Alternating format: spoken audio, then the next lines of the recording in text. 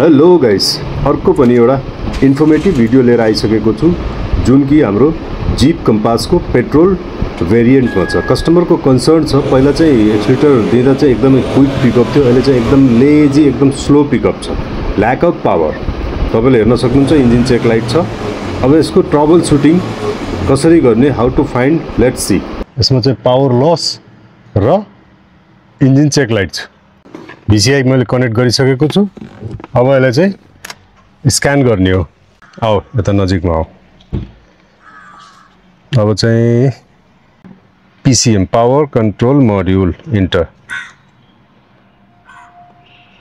त्यसपछि हामी जाने read fault code, DTC information P0237 के लेखेको छ? Turbocharger pressure sensor circuit short to ground open. ल एकचोटि बोनटतिर जाउँ है, हेरौँ के छ। ओपन सर्किट त छैन।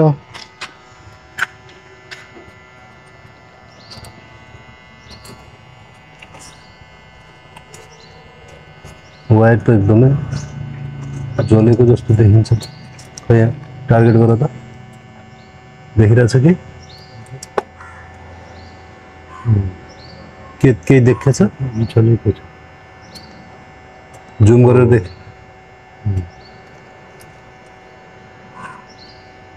ओ तीनटा तार एकै आपसमा रहेछ। अनि अर्को पनि यहाँ देखिरहेछ मैले, यो ओइल टेम्परेचर सेन्सरको पनि यहाँ तार जलेको देखिरहेछ। ल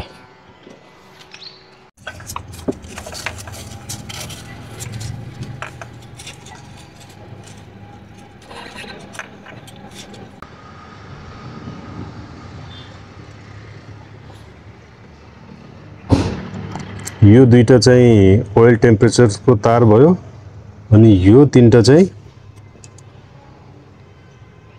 बूस्ट प्रेशर सेन्सर को भयो। ल यसलाई चाहिँ फिक्स गर है, टेपिङ सेपिङ गर। ल यो वायरिङ चाहिँ हाम्रो फिक्स भइसकेको छ। कुनै सर्टेज कुनै ब्रेकेज केही पनि छैन है। अब यसलाई चाहिँ हामीले प्लग इन गर्ने, ब्याट्री को तार टाइट गर्ने, त्यसपछि फेरि यसको चाहिँ स्क्यान टुलले हेर्ने फल्ट एक्टिभमा छ, करेन्टमा छ कि हिस्ट्रीमा गयो। ल हो यता VCI अलरेडी कनेक्ट छ, की अन भयो। अनि त्यसपछि read fault code DTC information यो पेन्डिङमा गइसकेको रहेछ। अघि एक्टिभमा थियो, अहिले चाहिँ पेन्डिङमा गइसकेको रहेछ। भनेपछि हाम्रो प्रब्लम चाहिँ सल्भ भइसकेको रहेछ। यसलाई चाहिँ सिम्पली हामीले के गर्ने, क्लियर फल्ट, यस। अनि त्यसपछि clear fault code completed, no DTC। एक यहाँ पनि देखाऊ, नो DTC।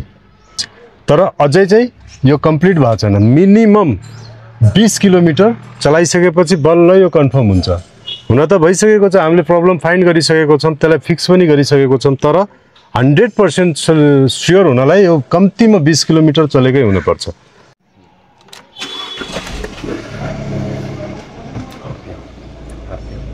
RPM अहिले 1 मा छ। ल तल टोटल प्याडल है, अघिको बुस्ट र अहिलेको बुस्टमा फरक पर्छ है।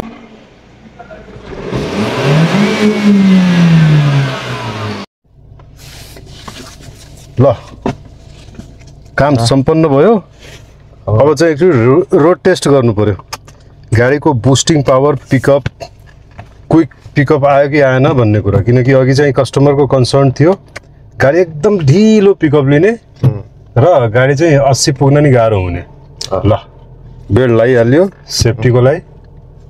अब चाहिँ ग्यारेजबाट प्रस्थान गरियो। साइडमा मेरो एउटा पजेरो छ, अगाडि एउटा MG छ, सफारी छ। ल रोड पारी आयौँ हामी आफ्नो लेभल अब चाहिँ हाम्रो अहिले फर्स्ट सेकेन्डमा गयौँ ए यो भयो क्या यो पनि देखाएको थिएन के अरे त्यो शिफ्ट भनेर छ नि सिफ्ट आउँदैन थियो आउँथेन ए गेट सिफ्ट अप सिफ्ट डाउन है शिफ्ट अप शिफ्ट डाउन भन्थ्यो नि त्यो आउँथेन भाइ त बुस्ट बल्ल आयो गाडीमा हो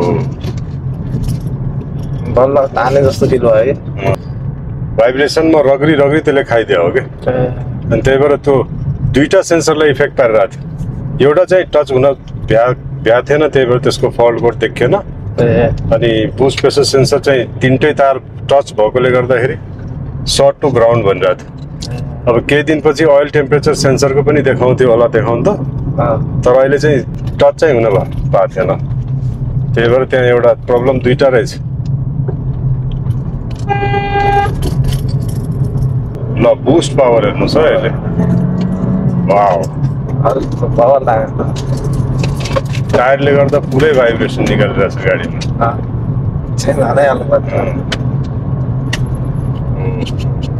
एउटा समात्य प्रब्लम चाहिँ सल्भ भएको छ अब चाहिँ यस्तै इन्फर्मेटिभ भिडियोजको लागि तपाईँले गुड्डु अटो वर्क्सको मिस्टर शाह 081 भन्ने युट्युब च्यानल पनि छ टिकटक भयो अनि त्यसपछि रिल्स फेसबुकतिर सबै ठाउँमा जे सक्ने जति मैले हालेकै छु तपाईँले सब्सक्राइब गर्नुभयो भने हाम्रो पनि अलि हामीलाई पनि प्रोत्साहन मिल्ने हो र तपाईँहरूलाई पनि गाडी राख्ने साथीहरूलाई पक्कै पनि सहयोग मिल्छ र एकदम अनकट जेन्युन इन्फर्मेसन मैले प्र्याक्टिकल जुन मैले भोगिरहेको हुन्छु जुन मैले गरिरहेको हुन्छु जुन मैले फिक्स गर्छु त्यो नलेजहरू मैले भिडियोमा हाल्ने गरेको छु त्यसैले गर्दाखेरि तपाईँहरूको माया पनि चाहियो धन्यवाद यस्तै इन्फर्मेटिभ भिडियोको लागि फलो चाहिँ गरिहाल्नु होला